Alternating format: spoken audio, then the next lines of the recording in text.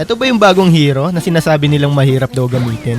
Sabi pa nga ng iba, mas mahirap daw to gamitin kaysa sa Pani. Parang hindi naman, boss. Parang mas mahirap pa rin yung Pani kaysa dito. Dalawa lang skill na ito. Kaso hindi to matama. First time ko lang kasi to gamitin eh. Kahit cooldown tong dalawa mong skill, makakagamit ka pa rin ng enhanced skill mo basta meron ka na itong passive. Okay. Alam ko na. Basic lang pala. Ganito lang pala siya gamitin. Tingnan nyo. Pang! Panis, dodge. Boy! Gagi, okay gamitin to, men. Kaso kasi lagi itumban eh. Pero papracticein pa natin to. Maganda to gamitin kasi may pan-dodge siya. Tapos may pang-stun pa. Gagi, baluyong ka dito. Multi sa kawalan. Ganitong combo maganda sa kanya. First skill, swipe up, sabay swipe down, sabay mag-iwan ka ng second skill.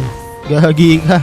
Nakakaaning kalaban tong hero na to. Ang dami niyang pang dodge oh. Tapos ang bilis niya lang din nakakataka sa clash. Gagi ka. Kaya pala laging banto. Kasi ganito to kalakas. Tingnan mo naman oh. Ang lakas ng damage. Tapos hindi mo siya pwedeng atakihin. Kung ako sa inyo, gamitin niyo na to. Basta wag lang kayo malilito sa skill niya.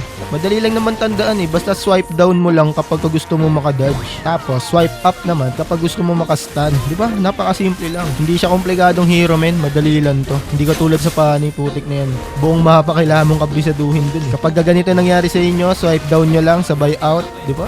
Basic. Kahit mga dark system, kayang gamitin to. Basta marunong ka lang tumiming nung pan-dodge niya. Pero alam ko nung unang nilabas to sa advanced server, mahirap to gamitin eh. Hindi katulad ngayon.